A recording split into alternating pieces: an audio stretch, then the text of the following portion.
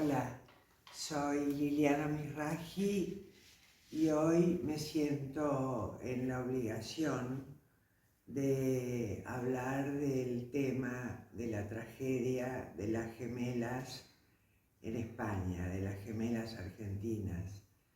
Me parece que es un tema muy importante que está minimizado, está mal entendido.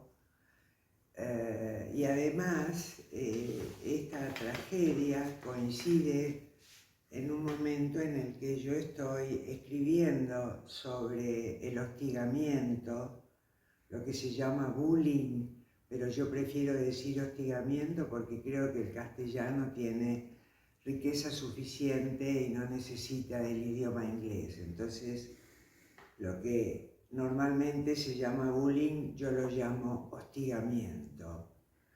Este tema del hostigamiento es muy grave, es gravísimo y nos concierne a todos, a la humanidad entera.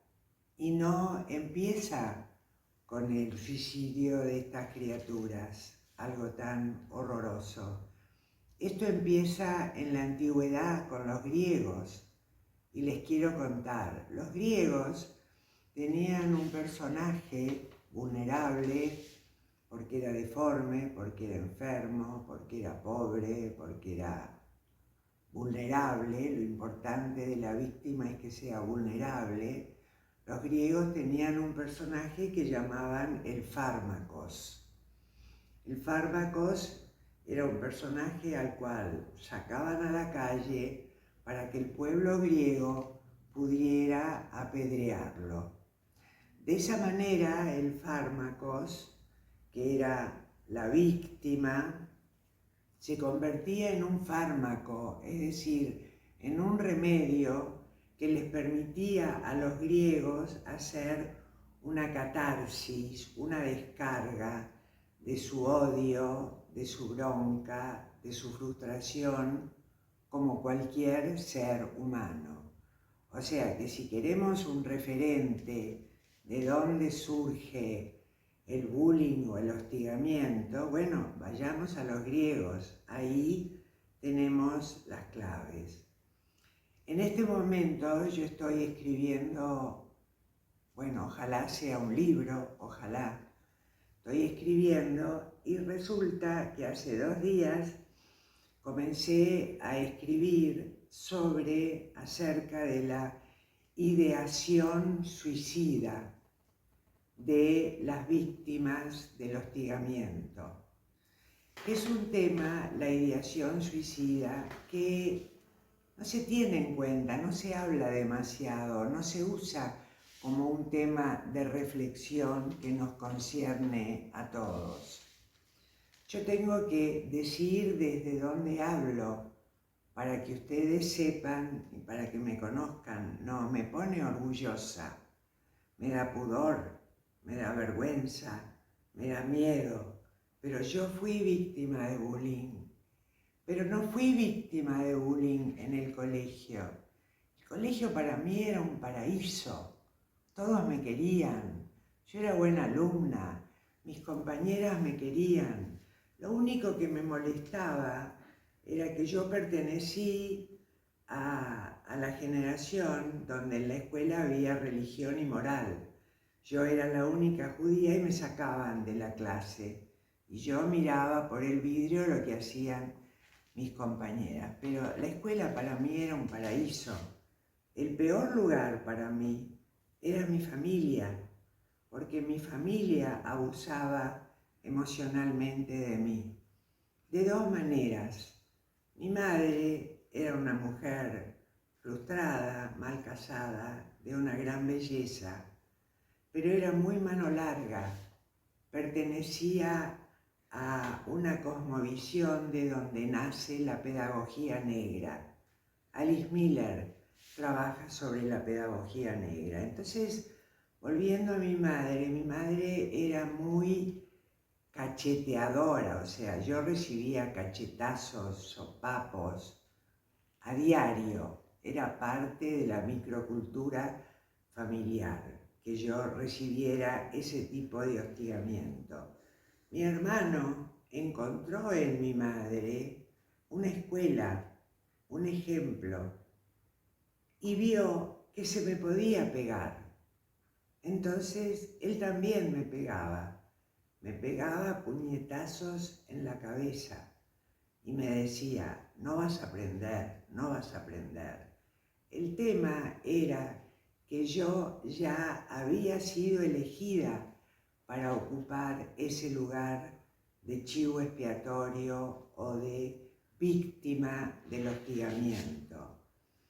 En el caso de las gemelas, en ellas también fueron elegidas como chivos expiatorios o como fármacos o como víctimas del hostigamiento, del bullying. ¿Por qué? Porque se las consideraba ajenas, no eran españolas. Se las consideraba raras, eran gemelas. Se burlaban del acento argentino. Y esto recrudeció cuando una de las gemelas, Alana, decide hacer un cambio de género. Un cambio de género, esto se lo digo a los periodistas. Un cambio de género no es un cambio de sexo. El cambio de sexo sería tal si hay una operación, una cirugía.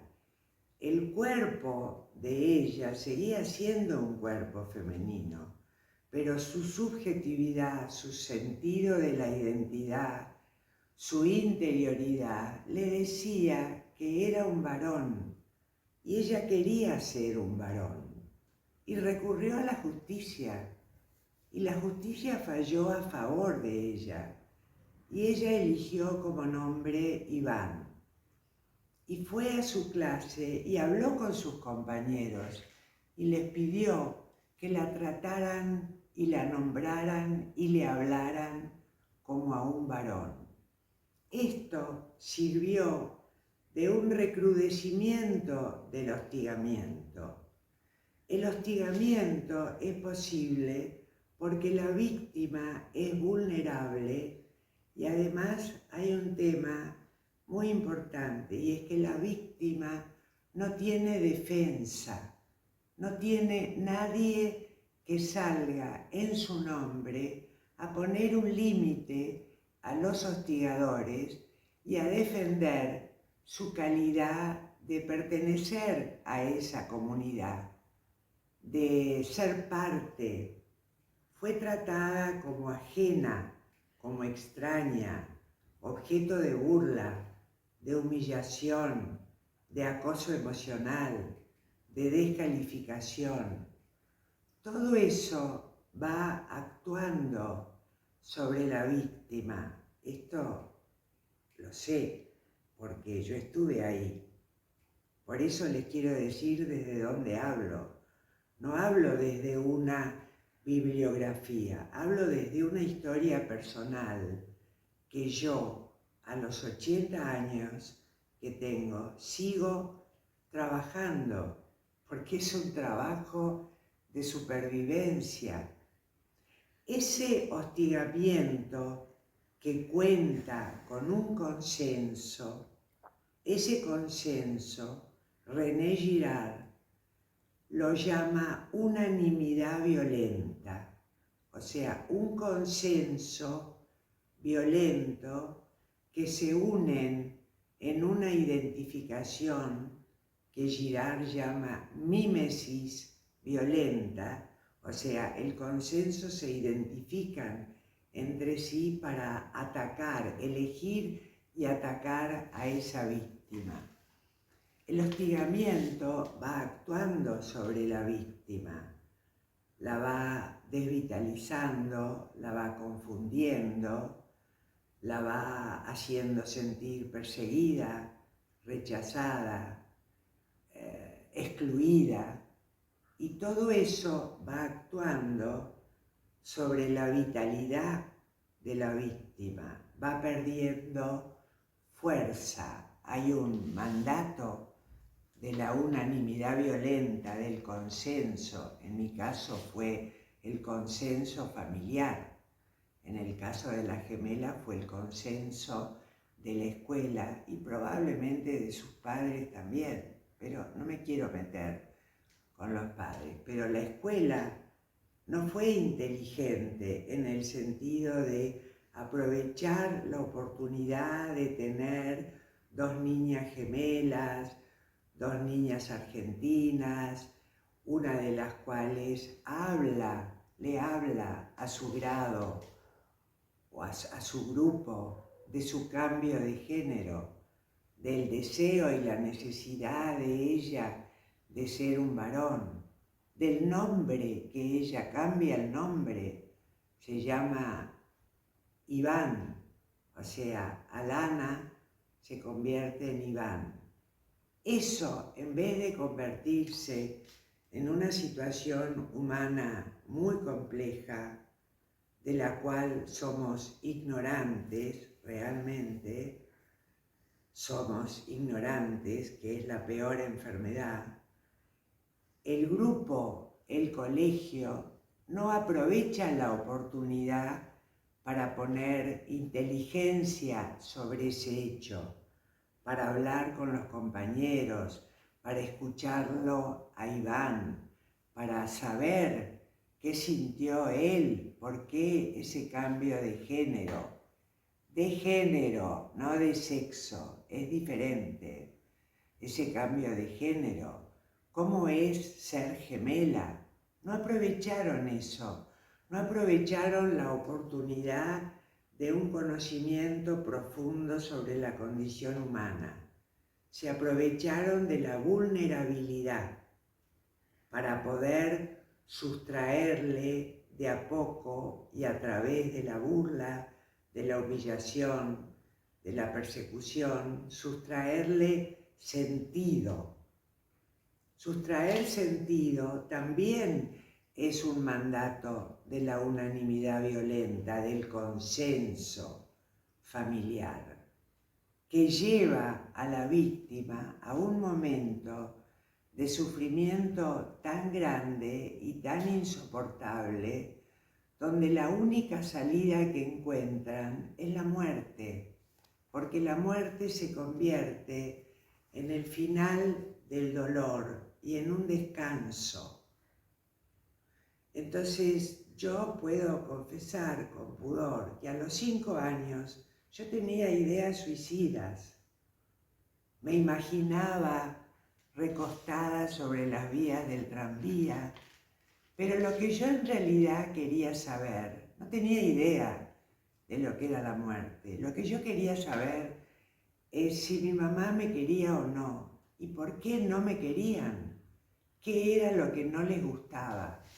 Esto mismo le debe haber pasado a las gemelas, le debe haber pasado sobre todo a Iván.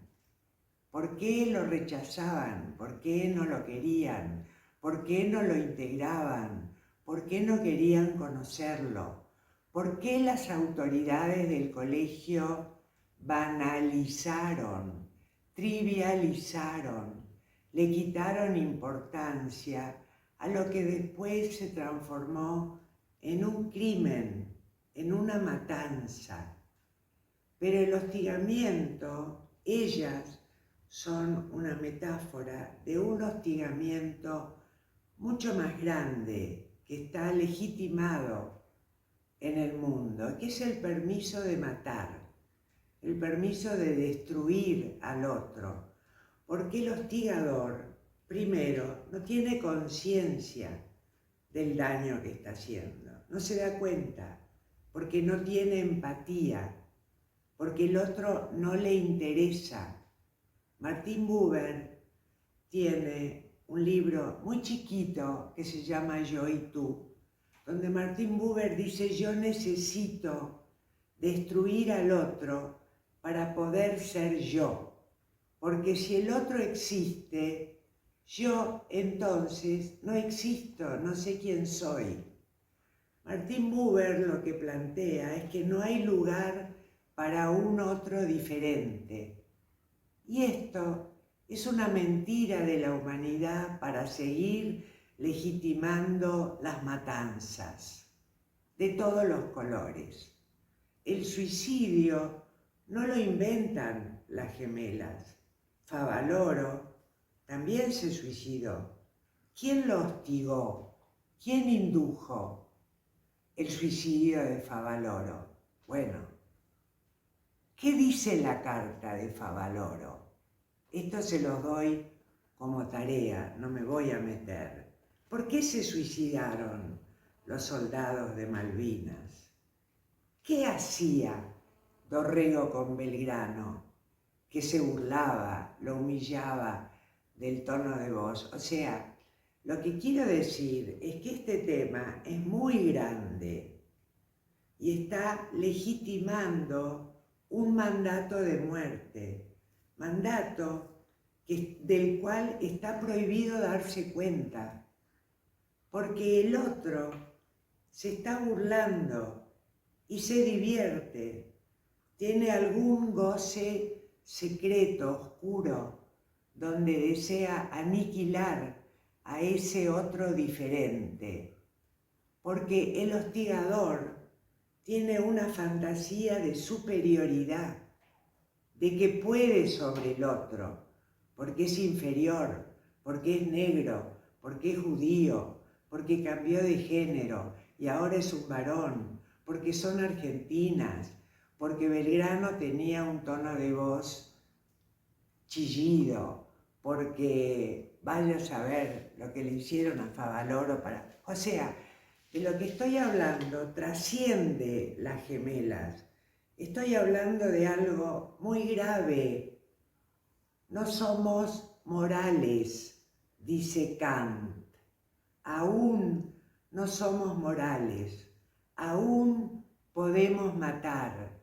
Aún podemos inducirle al otro un sufrimiento terminal, donde la muerte aparece como un refugio, como un descanso, porque la víctima no encuentra la puerta, sale por la ventana. Entonces, de lo que estoy hablando es de la condición humana, de lo que pasa entre los seres humanos, de esta capacidad de inducir la muerte del otro, de ir llevándolo hasta un límite donde el otro ya no puede más.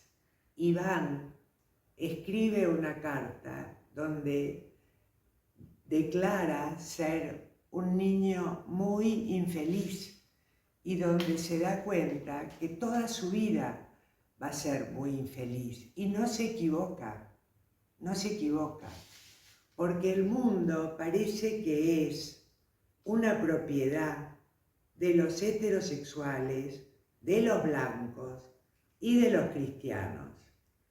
Y los negros, no. Los judíos, no. Los musulmanes, no. Los extranjeros, no. Los que son diferentes a nosotros, no.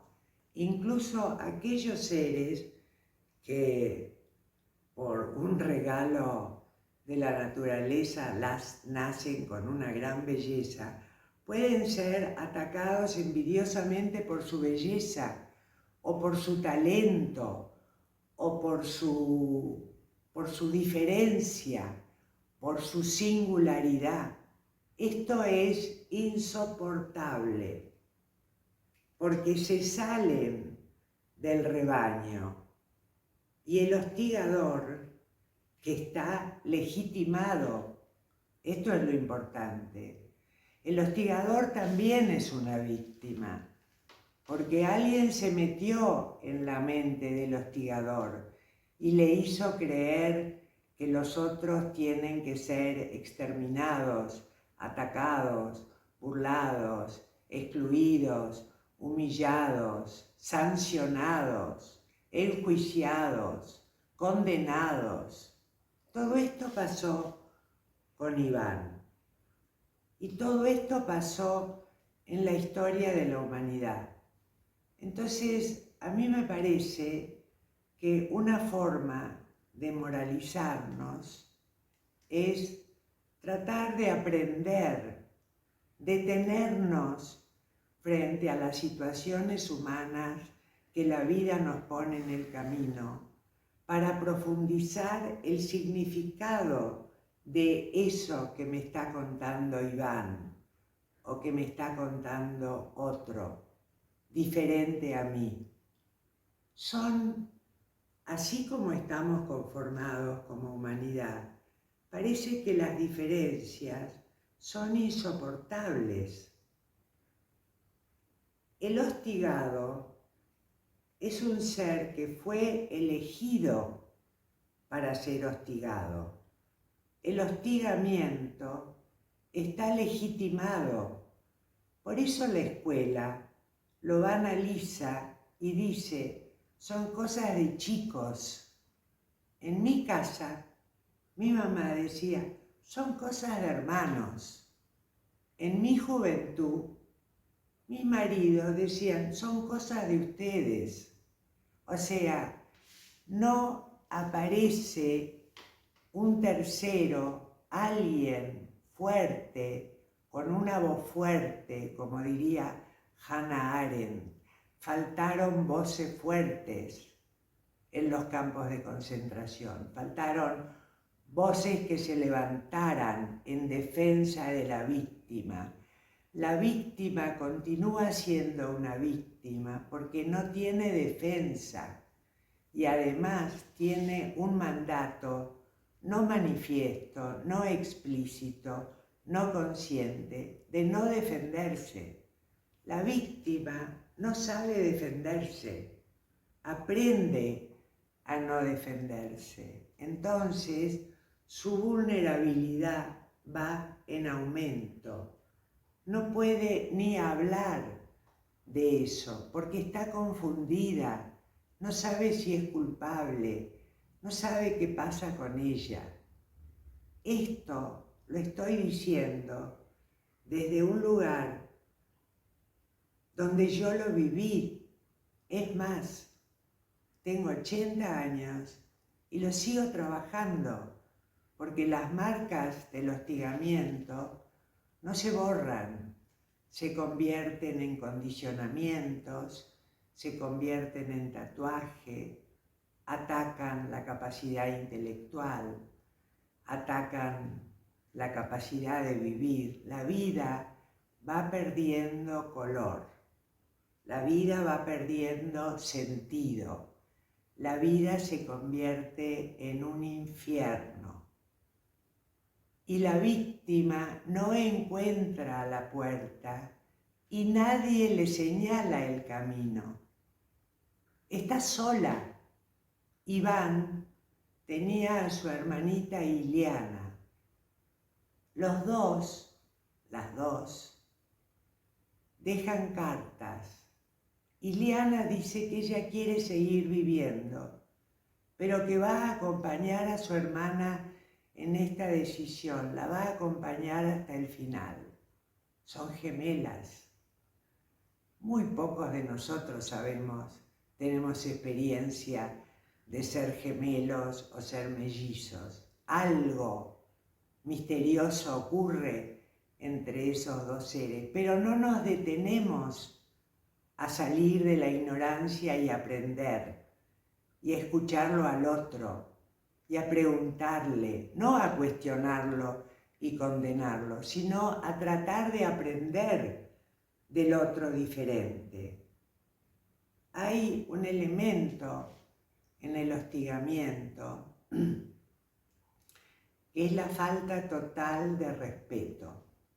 La palabra respeto viene del latín respicere, que significa mirar, ver al otro.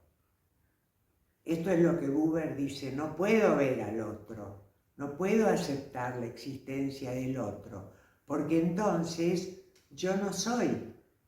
Esa es la mentalidad con la que estamos viviendo. Por eso las guerras, por eso las matanzas, por eso el suicidio de alguien como Favaloro, por eso se matan los chicos de Malvinas, y muchos más.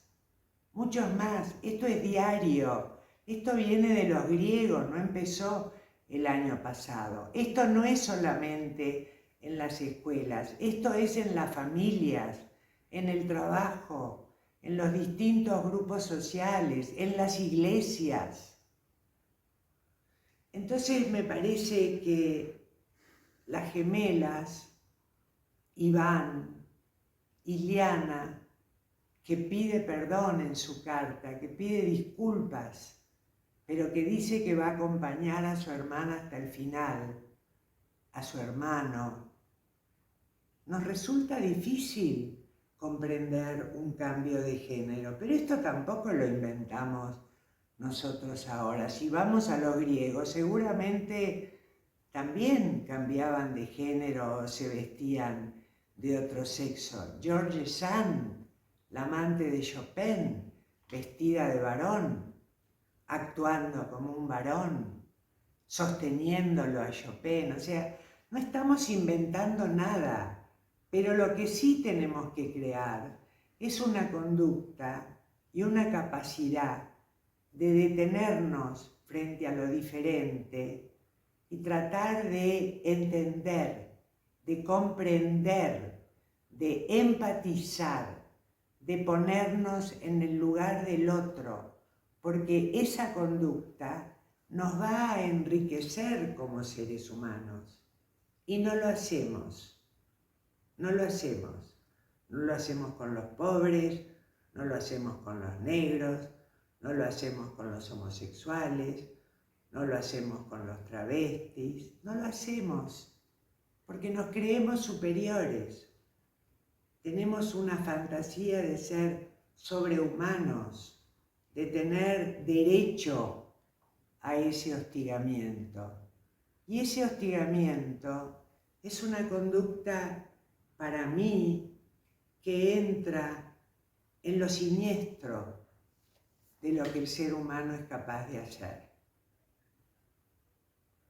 Yo no hablo de esto como una profesional que está dando una clase académica sobre el bullying o sobre el hostigamiento. Yo hablo como alguien que estuvo ahí. Y es el día de hoy, 80 años, 50 y pico de años de terapeuta, que yo sigo trabajando el tema. Por eso estoy escribiendo lo que estoy escribiendo. Y la noticia cae en el momento en el que yo estoy revisando mis propias ideas suicidas, a los 5 años, y donde estoy revisando el deseo que yo tenía de que mi madre se muriera, porque ya no se soportaban más los sopapos, las cachetadas, los empujones, esta cosa de vos sos una tarada, confunde. Y mi hermano es una víctima también, que encuentra en mi madre un ejemplo, un modelo. A esta nena se le puede pegar. Ese lugar que yo ocupé en la familia ya estaba preparado desde antes que yo naciera. Yo nací y caí en ese lugar. Mi familia era la unanimidad violenta que daba consenso para que yo pudiera ser atacada de maneras horribles, inolvidables. ¿Por qué sigo trabajando este tema? No lo superé, sí, lo estoy superando, pero es presente, son tatuajes que uno lleva adentro. Entonces creo que la escena me pasa por atrás, me concierne detenerme a pensar en lo que estos chicos, estas criaturas, estos pequeños seres humanos están queriendo decir cuando salen por la ventana. Salen por la ventana porque nadie les muestra la puerta. Bueno, no sé si fui muy intensa, creo que lo que quise es aportar conocimiento y corregir errores, porque no es un cambio de sexo, es un cambio de género. Y debe ser algo muy fuerte. En estas chicas se juntaron muchos cambios y muchas pérdidas. Cambiaron de país, perdieron todo, la casa, los amigos, la escuela, los abuelos, la familia, el barrio. Llegan a un país donde son tratadas como ajenas, enemigas, son burladas. Los padres se separan, otro cambio, después se vuelven a juntar. Esta niña se convierte en un varón, pide que lo traten como un varón, pide respeto. No se lo dan, no se lo da nadie.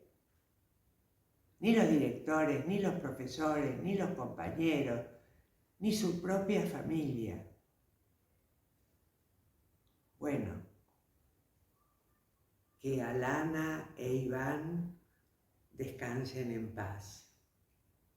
Pero yo creo que tenemos la obligación moral de detenernos a comprender quiénes somos, de qué se tratan los crímenes, las matanzas, cómo se puede empujar a alguien hasta la muerte. Piensen en Favaloro, piensen en los chicos de Malvinas. Bueno, chao, discúlpenme si los amargué, pero esta es una realidad que tenemos que ver. Si no, estamos perdidos. Chao.